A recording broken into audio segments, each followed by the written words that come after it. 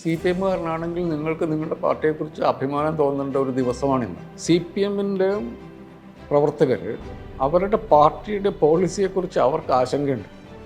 അത് വിട്ടുകൊടുക്കാൻ അവർ തയ്യാറല്ല.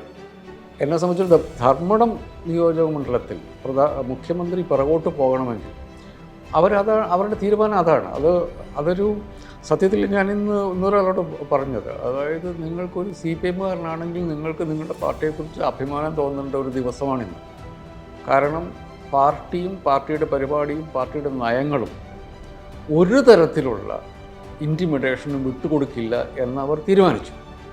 അതിൻ്റെ വയലൻ്റ് ആയിട്ടുള്ള അവർക്ക് ആ സാധനം പാർട്ടിക്കകത്ത് പറയാൻ പറ്റിയില്ലെങ്കിൽ കിട്ടിയ ആദ്യത്തെ ഓപ്പർച്യൂണിറ്റി അവരുപയോഗിച്ചു എന്നുള്ളത് അതാണ് നമ്മൾ കാണേണ്ടത്.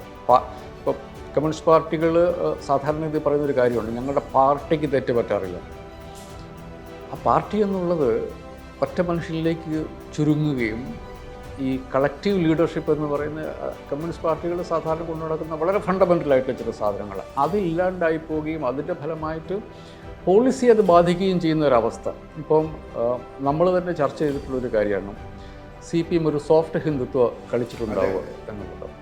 ഒരു സോഫ്റ്റ് ഹിന്ദുത്വ കളിക്കുക എന്നുള്ളത് ഒരു CPM കേഡറിനെ സംബന്ധിച്ചിടത്തോളം അത് അയാളുടെ ചിന്തയിലില്ലാത്തതാണ്. He's proud of the secular credentials of his party. അതിലൊരു കോംപ്രമൈസ് അയാളെ സമ്മതിക്കത്തില്ല.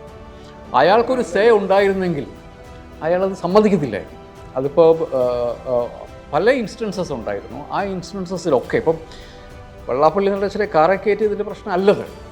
2024 ലോക്സഭാ തെരഞ്ഞെടുപ്പിലെ വോട്ട് കുറഞ്ഞതിന് ശേഷം സീരീസ് ഓഫ് ഡിസിഷൻസ് സർക്കാരിൻ്റെ ഭാഗത്തു നിന്നുണ്ടായി.